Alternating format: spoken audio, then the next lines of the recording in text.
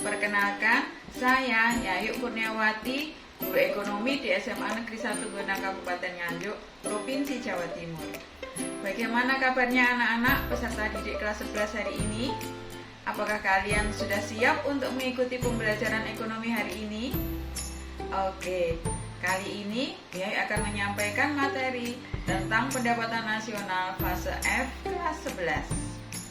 Adapun tujuan pembelajaran hari ini adalah peserta didik diharapkan mampu untuk mendeskripsikan pengertian dan metode penghitungan pendapatan nasional.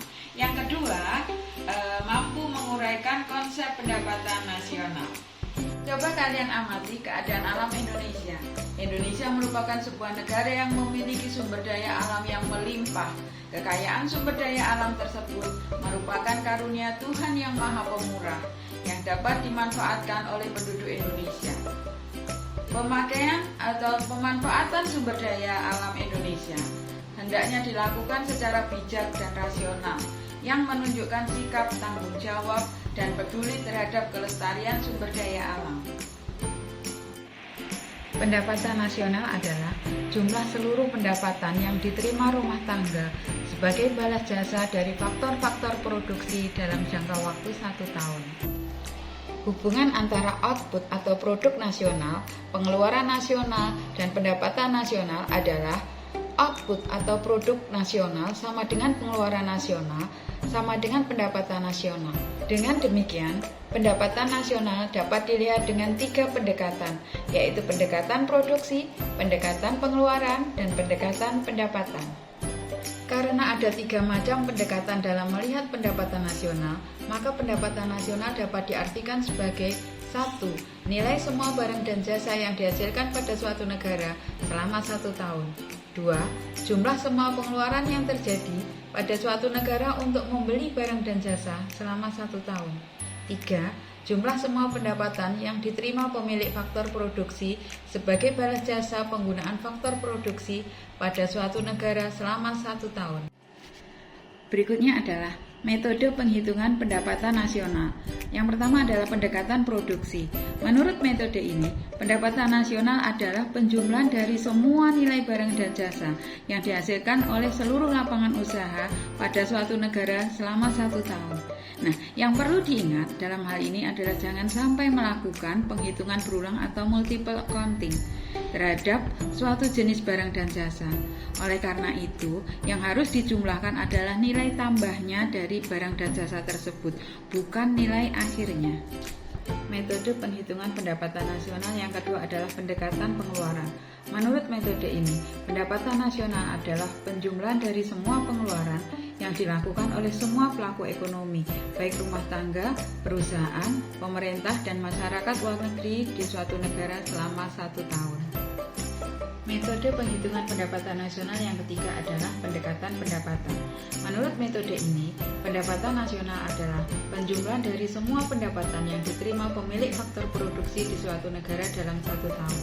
Artinya, pendapatan nasional adalah penjumlahan dari upah atau gaji, sewa, bunga, dan keuntungan yang diterima para pemilik faktor produksi. Nah, dari ketika metode penghitungan pendapatan nasional tersebut, Indonesia menggunakan metode penghitungan menurut pendekatan nilai produksi dan pendekatan pengeluaran.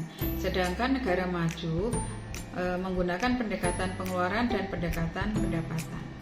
Selanjutnya adalah komponen pendapatan nasional. Bila ditinjau dari pendekatan nilai produksi, yaitu jumlah barang dan jasa, pendapatan nasional dapat digolongkan menjadi 6 komponen.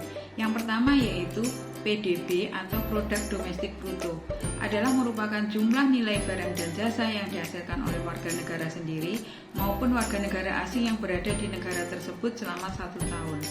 Yang kedua adalah Produk Nasional Bruto atau PNB, adalah jumlah nilai barang dan jasa yang dihasilkan oleh semua warga negara, baik yang berada di dalam negeri maupun yang berada di luar negeri selama 1 tahun. Selanjutnya yang ketiga yaitu Produk Nasional Neto, adalah jumlah nilai barang dan jasa yang diperoleh dengan cara mengurangi PNB dengan penyusutan. Yang keempat, Pendapatan Nasional Neto, adalah jumlah seluruh pendapatan yang diterima masyarakat sebagai balas jasa faktor produksi selama 1 tahun setelah dikurangi pajak tidak langsung ditambah dengan subsidi. Berikutnya, yang kelima adalah pendapatan perseorangan, di mana jumlah pendapatan yang diterima oleh setiap orang atau masyarakat. Akan tetapi tidak semua pendapatan dibagikan karena ada beberapa komponen yang ditahan dan tidak dihitung dalam pendapatan. Sehingga rumusnya untuk pendapatan perseorangan adalah pendapatan nasional dikurangi laba ditahan, ditambah iuran asuransi, ditambah iuran jaminan sosial, ditambah pajak perseroan, ditambah transfer payment. Yang keenam adalah pendapatan disposable, adalah pendapatan yang sudah siap untuk dibelanjakan dan sudah menjadi hak mutlak bagi penerimanya. Sehingga rumusnya untuk pendapatan disposable ini adalah pendapatan perseorangan dikurangi dengan pajak langsung.